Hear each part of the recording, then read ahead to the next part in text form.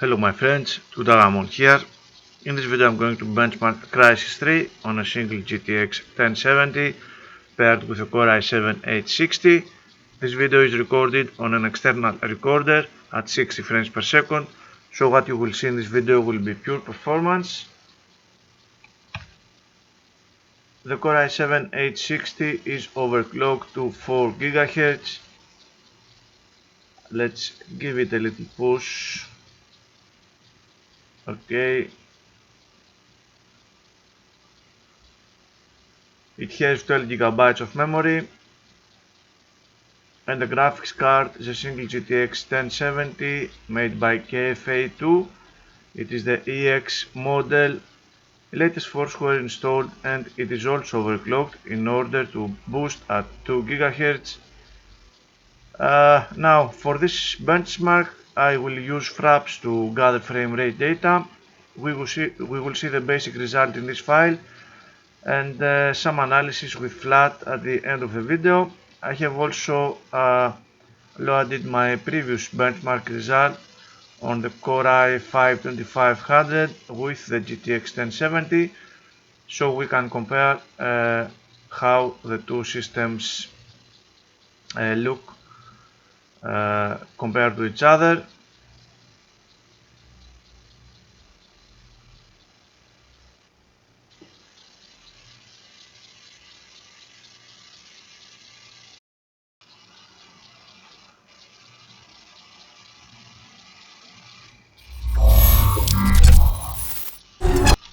Achieve.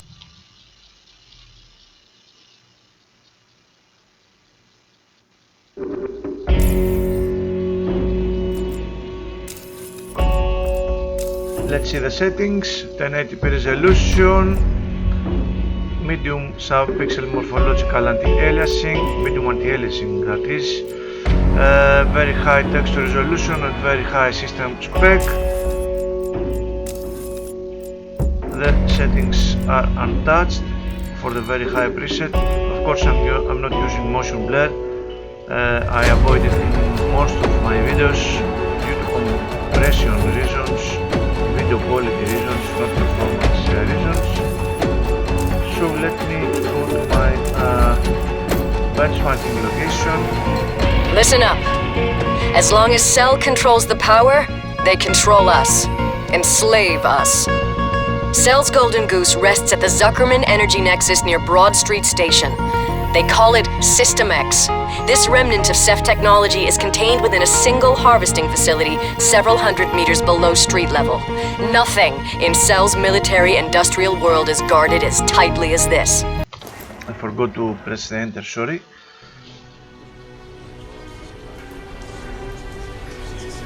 We all know the story. I'm going to Welcome to our humble cutscene.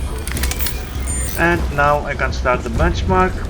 I told you not to say anything about the visions. At least you get your gobs out about me and her. Romeo 1, your mic is stuck open.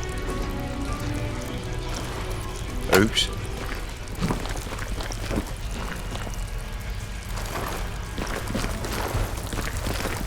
This way.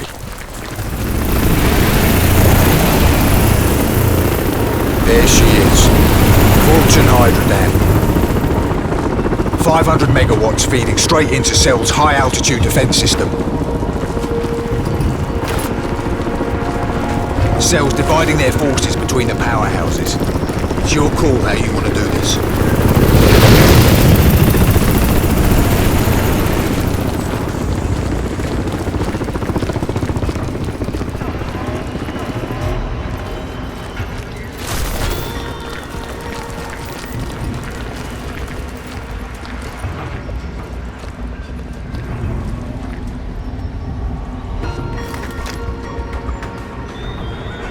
And there's Cell's energy nexus, System X. We knock out the dam, and Cell's core defenses are out cold. They can't switch power from System X? It's not on the same grid. Explain this to me. Why a dam when they have an infinite power source in System X? Redundancy? Or maybe there's something about System X that scares them. Look, Psycho, how well do you know these people? Can we trust them? What's with her freaking out about my suit? She hates suits. Don't know why. I don't ask. All I know, it was her team that got me out of the skinning lab. She saved my life.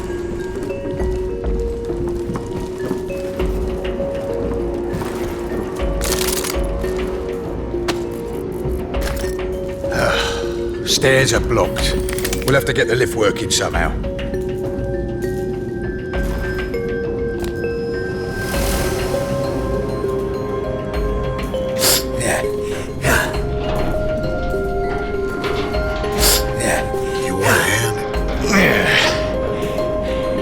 No. Piss off.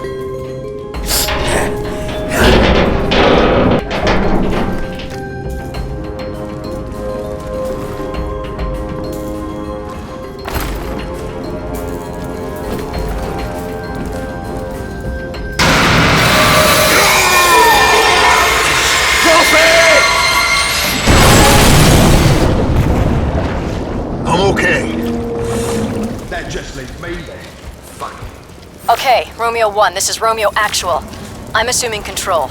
I need a direct link to the nanosuit's visual output. Over. Roger that. But only for as long as it's necessary.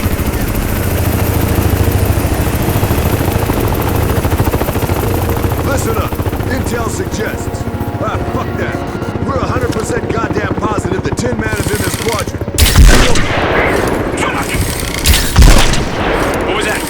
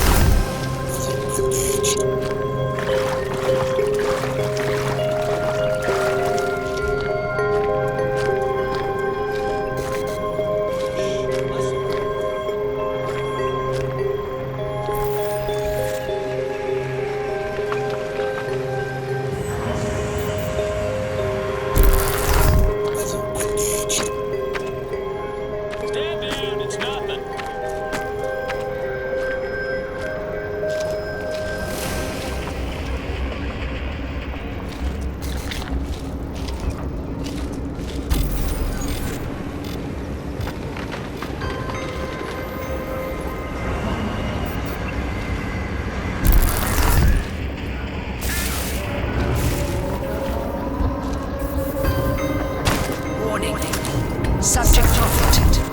Nanosuit entity has breached security perimeter. Terminate with extreme prejudice. Get the cover! The fucking turret is targeting us!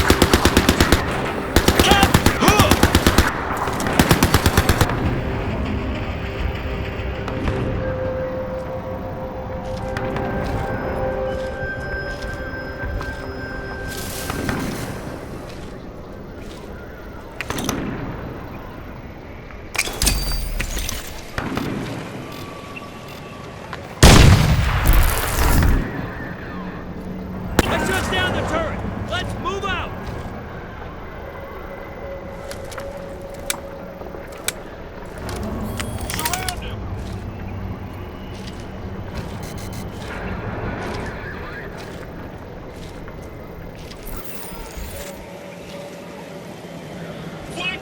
Position! Okay.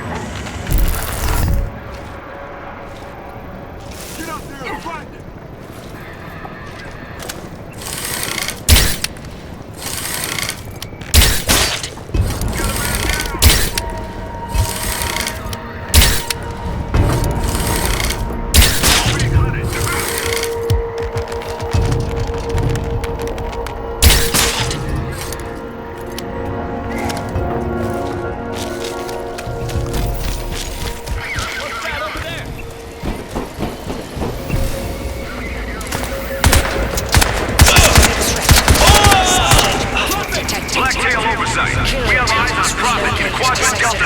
I say again, Delta 6. Request immediate URL. Over.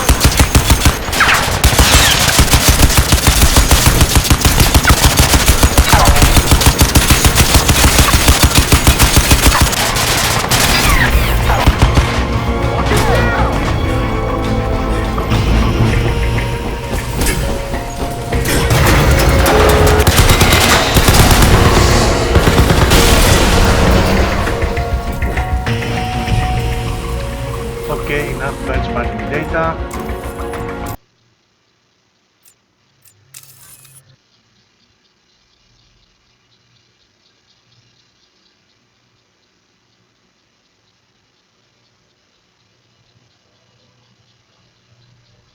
So, we have 98 frames per second on average for this run.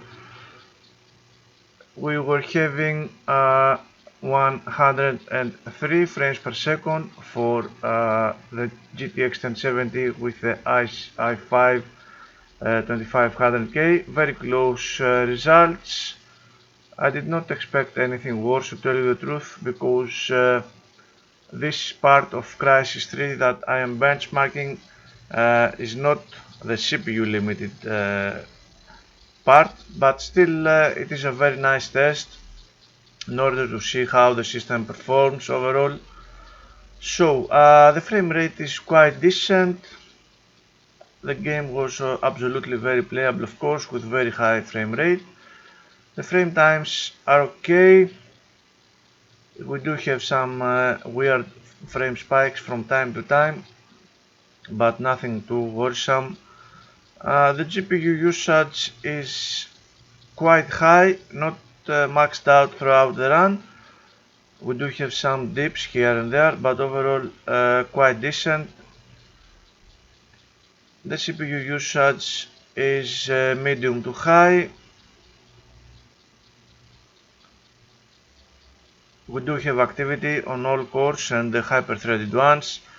We can see in the overall CPU usage that the CPU usage, is indeed above 50%. So we do have some real activity on these logical cores as well, especially during parts where some extra action is going on. The software is calling some threads that really work on all CPU cores. CPU temps are okay. GPU temps also quite good. RAM usage at 4 GB. The video card clock is at did have a little drop of 26 MHz for the most part.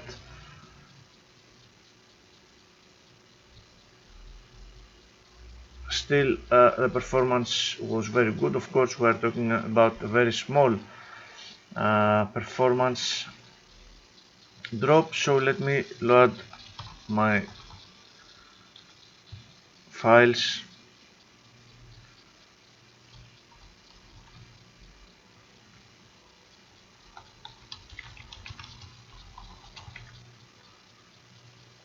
So I need this file that I just did, and of course I'm going to bring up my i5 benchmark, which is on the network drive.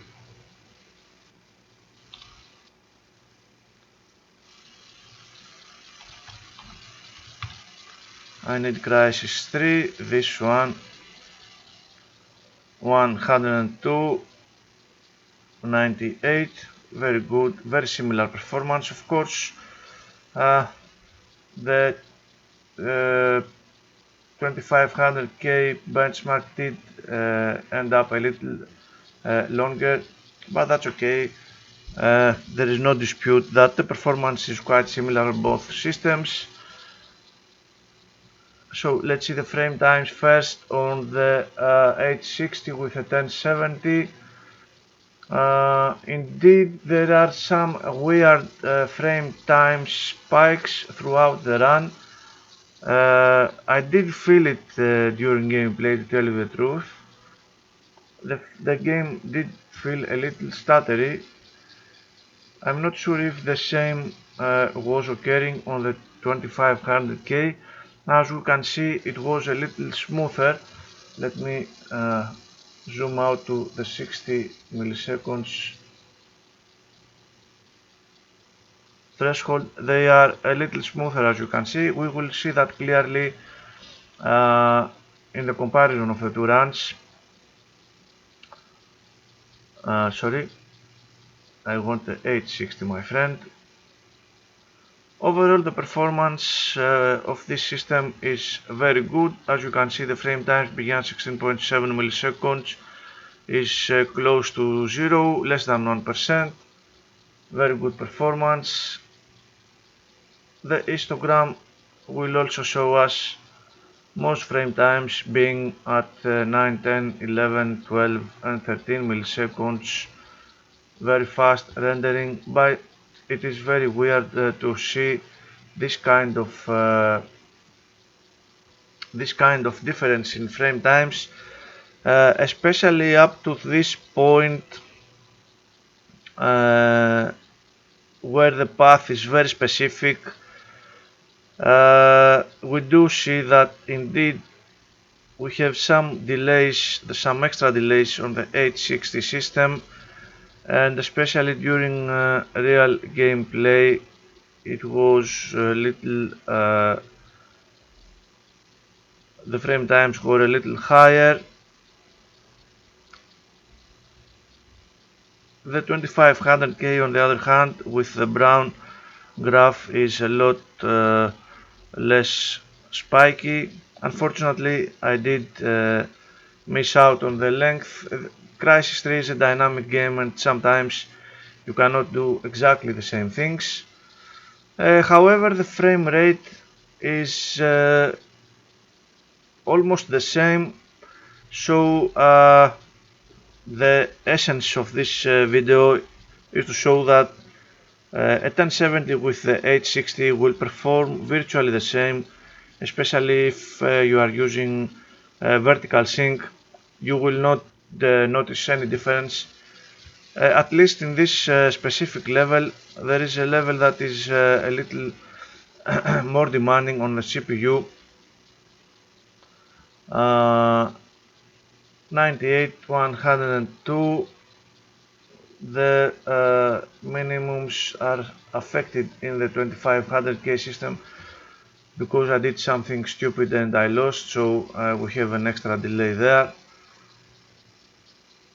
That's why it ended up a little longer actually. So the variability is the same for both systems, but the stuttering is a lot less on the 2500K.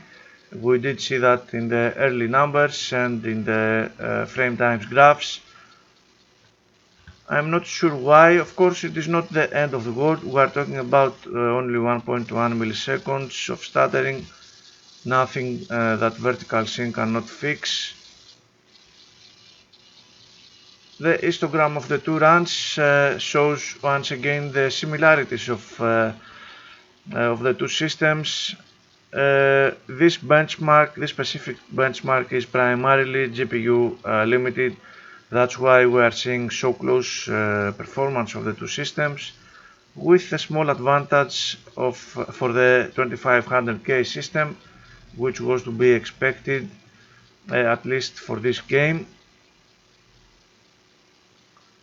Time spent per graph, they are crossing a bit. And lastly, the comparable frame rate overlaid with the variability and the stuttering. Actually, the comparable is the only real difference of the two systems due to the extra stuttering of the 860. We do have a little less real frame rate, but overall both systems did a very nice job, thanks of course to the GTX 1070. This is the end of this video, my friends. I hope you find it interesting. I will see you on my next one very soon. Take care.